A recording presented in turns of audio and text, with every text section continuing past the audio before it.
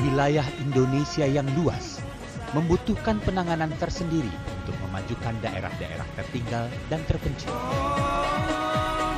Salah satunya yang dilakukan pemerintah adalah dengan mendorong desentralisasi dan otonomi daerah dengan melakukan pemekaran daerah untuk mendorong pertumbuhannya.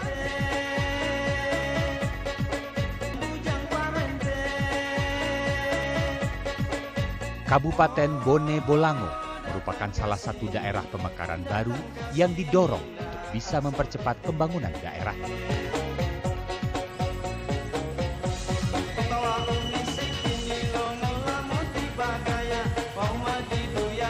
Kebakaran Kabupaten Bone Bolango terjadi sekitar 10 tahun lalu. Ya, tentu latar belakangnya pertama karena pada faktanya Gorontalo ini wilayahnya sangat luas, ya. Kemudian di tengah keluasan wilayah itu infrastruktur juga relatif minim, ya. Kemudian pelayanan sektor pendidikan, kesehatan juga tidak cukup memadai, ya. Dan dari sisi jumlah penduduk memungkinkan, di samping memang potensi daerah untuk jadi satu kabupaten, satu daerah otonom itu cukup terbuka. Sejak ditetapkan menjadi kabupaten pada 25 Februari 2003 melalui Undang-Undang Nomor 6 Tahun 2003, Kabupaten Bone Bolango memiliki 4 kecamatan induk, yakni Kecamatan Tapa, Suwawa, Kabila, dan Bone Pantai. Sedangkan Kabupaten Bone Bolango sendiri memiliki luas mencapai 1.984 km persegi.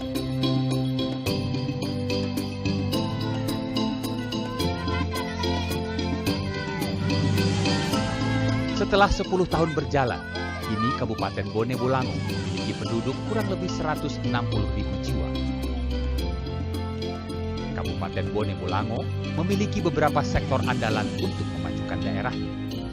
Soal potensi di sini kaya dan sangat beragam, tapi memang belum sepenuhnya digali ataupun dimaksimalkan. Potensi yang utama itu sektor pertambangan, ya. Di sini punya tembaga, punya emas, ya, itu 2 hal utama. Di sini juga ada sektor perikanan. Kami punya panjang pantai lebih kurang 100 km. Ya. Jadi salah satu daerah di Provinsi Gorontalo yang pantai yang panjang itu adalah Kabupaten Bone Bolango.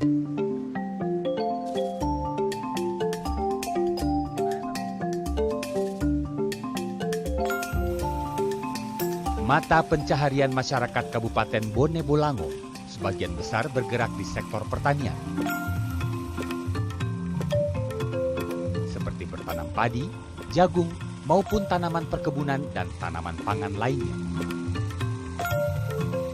Yang paling dominan itu pertanian, soal perkebunan, perikanan, lalu sektor jasa lainnya ada yang jadi tukang misalnya.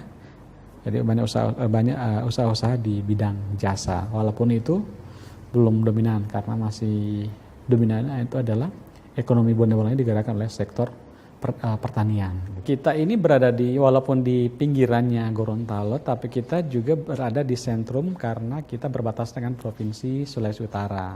Nah gitu. Lalu yang kedua, kita akan jadi supply produk pertanian, terutama padi. Salah satu sektor yang kini sedang giat dikembangkan oleh Kabupaten Bone Bolango dan memiliki potensi yang tidak kalah dibandingkan pertanian adalah sektor pariwisata. Alasannya, Bone Bolango memiliki bentang alam yang indah, mulai dari gunung hingga ke kedalaman lautnya. Dengan potensi yang dimilikinya, Bone Bolango mampu menarik sekitar 50.000 wisatawan setiap tahunnya. Kami di Kabupaten Bone Bolango, potensi pariwisata yang terbesar di Provinsi Gorontalo adalah di Kabupaten Bone Bolango. Yang di Bone Bolango ada 16 potensi wisata dan unggulannya ada 5. Kalau kami melihat potensi yang ada adalah yang paling besar yang dikunjungi oleh masyarakat maupun mancanegara adalah wisata olele sama wisata alam di Lombong. Wisata olele yang paling unggulan kita adalah taman lautnya yang mana tidak kalah dengan gunakan dengan wakatobing. Pada faktanya secara alamiah sekarang orang sumpek di kota Gorontalo, maka mereka ramai-ramai ke Bone Bolango. Mereka cari gunung, cari sungai, cari taman laut, cari pantai. Daripada mereka datang ke kabupaten lain wilayah Provinsi Gorontalo yang aksesnya butuh waktu 2 jam, 50-60 km, ini hanya 10 km. Bahkan hanya 5 km dari kota Gorontalo, kita akan menemukan pantai bersih, ya, pasir putih yang panjang yang ada di Kabupaten Bone Bolango. Nah ini yang tentu peluang yang harus kita tangkap gitu. Taman Laut Olele menjadi salah satu primadona utama pariwisata bawah laut di Kabupaten Bone Bolango. Kondisi lautnya yang masih asli dan terjaga kebersihannya menjadi salah satu daya tarik utama taman laut ini.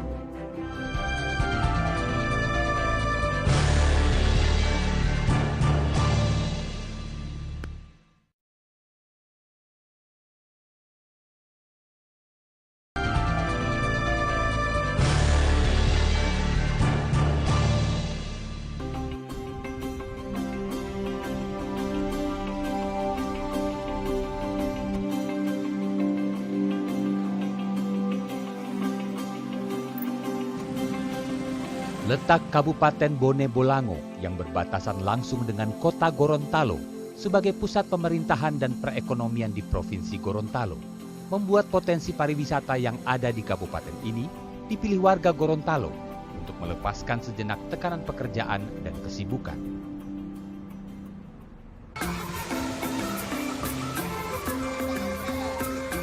Panjangnya garis pantai yang dimiliki oleh Kabupaten Bone Bolango membuat wisata pantai menjadi salah satu primadona kabupaten ini. Salah satu pantai yang bisa dinikmati adalah Pantai Batu Tonuho yang berlokasi di Kecamatan Kabila. Dengan hanya menempuh perjalanan kurang lebih 30 menit dari kota Gorontalo, kita sudah bisa menikmati indahnya pantai sambil bersantai di pondokan yang sudah disediakan oleh masyarakat di sekitar pantai ini.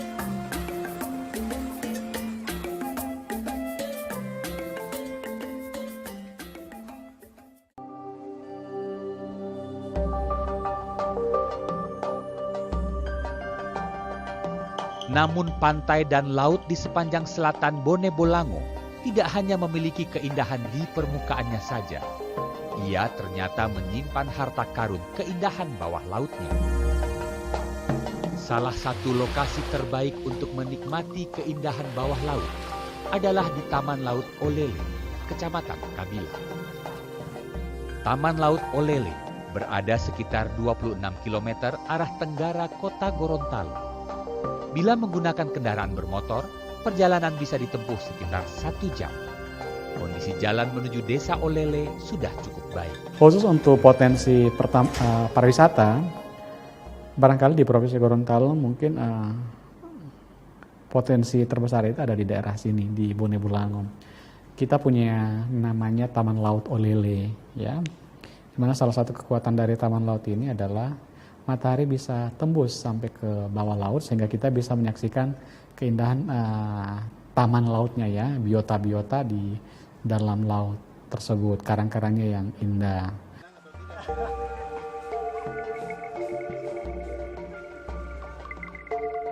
Melihat potensi laut yang dimilikinya, masyarakat lokal pun mendukung upaya pemerintah setempat mengembangkan dan memperkenalkan wisata laut ke masyarakat luas.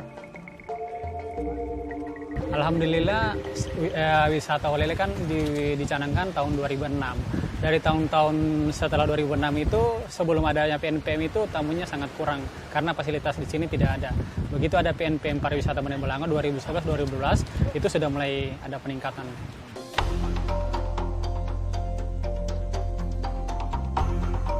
Di sini Anda bisa menikmati keindahan Taman Laut Olele dengan menggunakan perahu bottom glass yang dikelola oleh masyarakat Olele.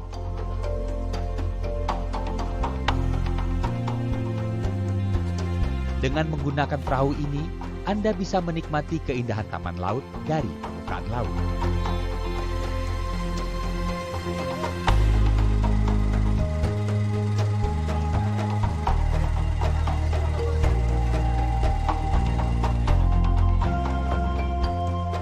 Bila ingin lebih mengeksplorasi keindahan bawah laut Taman Laut Olele, terdapat juga peralatan snorkeling yang bisa Anda gunakan. Untuk bottom glass seperti perahu kaca katamaran itu sudah ada 3. Ada 3 perahu katamaran itu dari PNPM Pariwisata Bone Bolango. Terus itu difasilitasi dengan alat snorkeling kurang lebih 30 sama life jacket sama jam pelampung. Itu sudah 1 set. Ya. Namun cara terbaik untuk bisa menikmati keindahan Taman Laut Olele adalah dengan menyelam. Memasuki air laut yang jernih, wisatawan bisa menikmati terumbu karang dan biota alam yang hidup di Taman Laut Olele. Bagi para penyelam, Taman Laut Olele memiliki daya tarik tersendiri yang sayang untuk dilewatkan. Di Olele ini biasa diver suka nyelam karena di sini punya ikon. Jadi ikon kita di sini Salvador Dali, sejenis koral yang modelnya kayak lukisan Salvador Dali. Jadi mungkin itu daya tarik di sini yang berbeda dari tempat-tempat yang lain.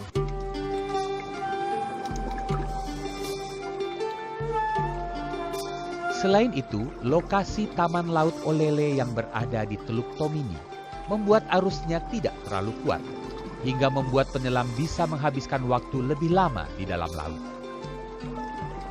Ya, arus di sini nggak terlalu keras ya dibandingkan dengan tempat-tempat lain. Di sini memang benar-benar kita fun dive, safe dive ya.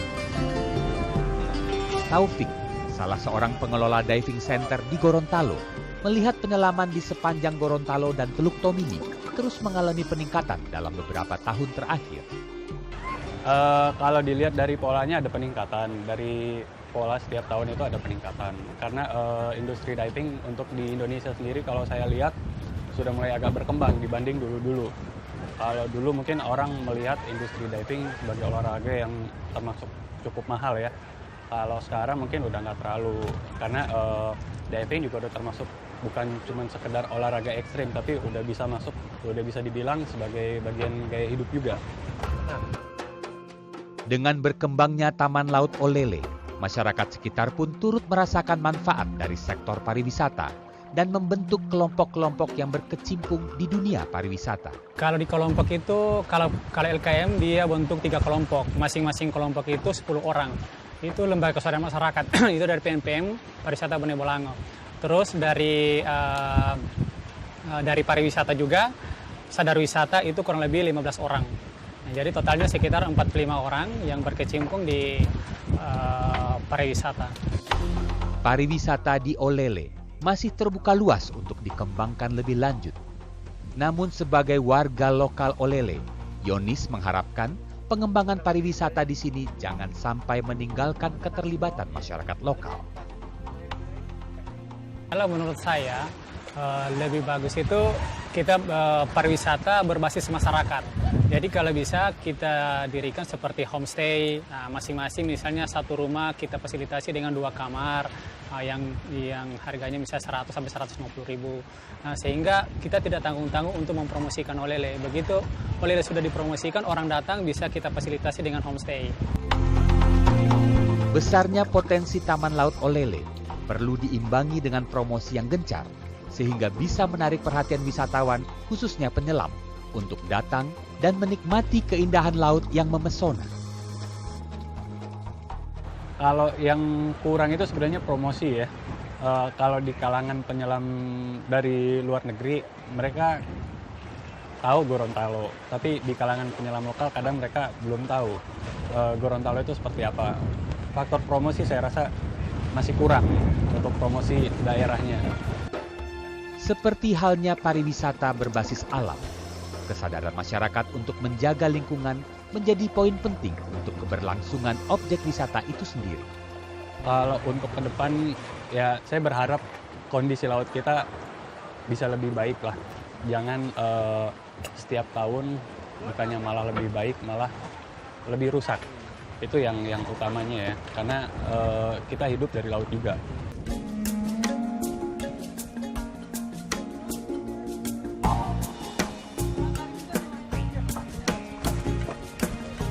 Harapan ke depan, spot di sini bisa dijaga kelestariannya. kita punya promosi yang bagus, banyak tamu-tamu datang ke sini dan kita bisa merasakan manfaatnya bersama-sama. Tak hanya wisata laut, pegunungan di Bone Bolango juga menyimpan pesona air terjun dan pemandian air panas yang tak kalah indahnya.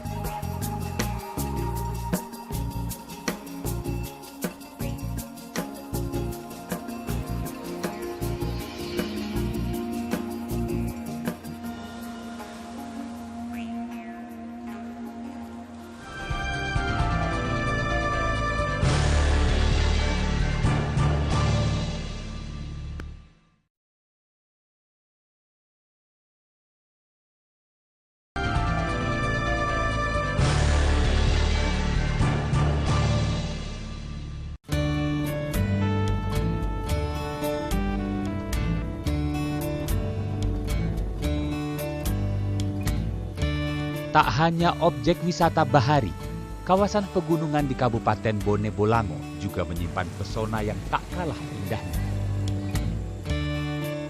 Inilah Taman Wisata Lombongo di Kecamatan Suwawa, Bone Bolango.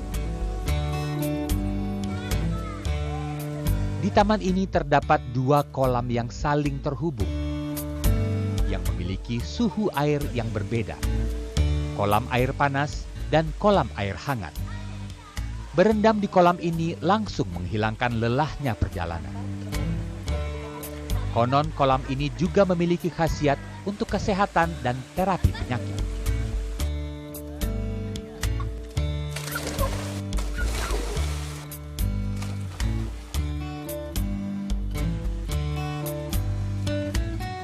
Ini kalau kebetulan di sini di airnya panas, terus ada juga yang bak air dinginnya. Jadi selain untuk rekreasi, di sini juga ada bisa untuk pengobatan.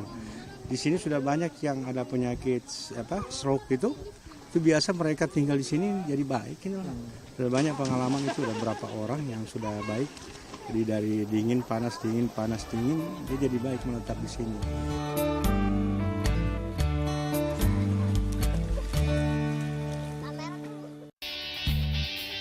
Untuk menjaga kelestarian Taman Wisata Lombongo, pemerintah kabupaten memberdayakan masyarakat sekitar melalui gerakan masyarakat sadar wisata. Di sini anggota sadar wisata itu adalah 12 kakak. Untuk memperhatikan wisata kami sendiri dan pada waktu ada kunjungan-kunjungan besar seperti Bapak Gubernur maupun dari kabupaten, itu kami bersedia untuk membersihkan sedapat mungkin di lingkungan wisata ini dan sekaligus menyiapkan apa adanya yang di dalam wisata ini.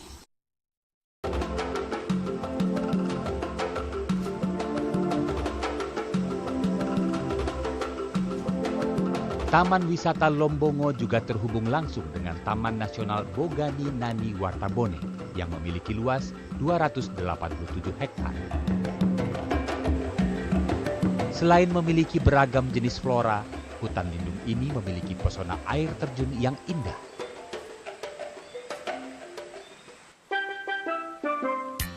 Menuju air terjun ini, kita harus melewati pintu masuk yang terdapat di Taman Wisata Lombongo, berjarak sekitar 15 km dari kota Gorontalo.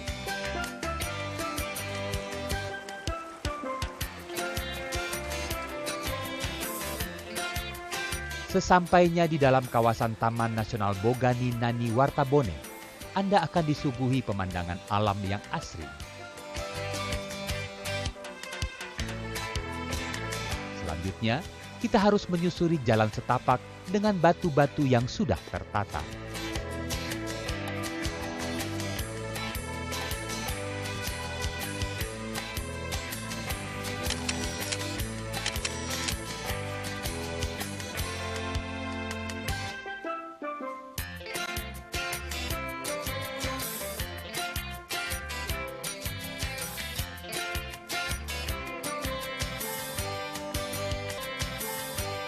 Jalur trekking di antara rimbunnya pepohonan menuju air terjun semakin menantang karena melewati aliran hulu Sungai Bone yang membuat perjalanan menjadi tidak membosankan.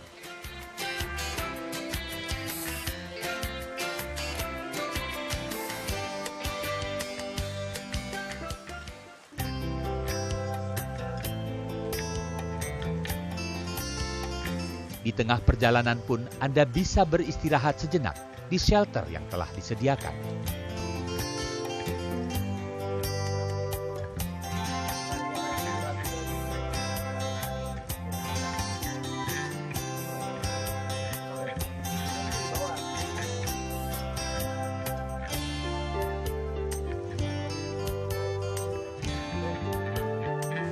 Setelah menempuh perjalanan sekitar 2 jam, perlahan sayup-sayup di kejauhan, gemericik suara air terjun terdengar.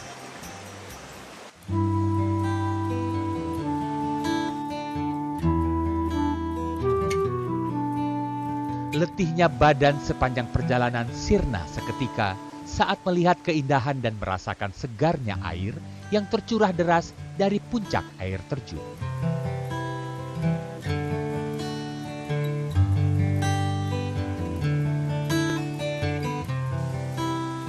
Farid, salah satu pengunjung, merasa tertantang dengan medan yang harus ditempuh. Karena pemandangan dan segarnya air terjun sebanding dengan perjalanan yang dilakukan. Ya, karena keindahan air terjunnya, jadi kita meskipun medannya cukup jauh dan meskipun tetap kita berupaya karena memang pemandangan di sini cukup indah. Air terjun yang baru ditemukan pada tahun 1953 biasanya ramai oleh pengunjung pada hari libur dan akhir pekan. Pengembangan wisata Bone Bolango memiliki potensi yang bisa dikembangkan lebih lanjut. Tak hanya sebagai destinasi wisata, namun bisa juga menjadi pilihan investasi yang menguntungkan. Kondisi ini membuat pemerintah Kabupaten Bone Bolango membuka kesempatan yang lebar bagi sektor swasta yang ingin ikut mengembangkan potensi yang ada di Bone Bolango, khususnya sektor pariwisata. Tentu kita berharap ada peran serta nomor 1 swasta ya, karena pemerintah itu kan memfasilitasi aja, membuat regulasi ya. Nanti swasta yang akan menggerakkannya gitu. Kita mungkin hanya sekedar memberikan arahan untuk sektor pariwisata itu. Bahkan sebenarnya swasta lebih cerdas, lebih pintar memaksimalkan potensi pariwisata ini dibanding pemerintah, saya kira. Dibutuhkan kolaborasi baik dari pemerintah dan swasta, serta peran serta masyarakat memajukan pertumbuhan ekonomi setempat. Sehingga sektor pariwisata yang menjadi unggulan bisa bersaing dengan wilayah-wilayah lain di Indonesia, yang secara tidak langsung ikut berdampak pada kesejahteraan masyarakat Bone Bolango.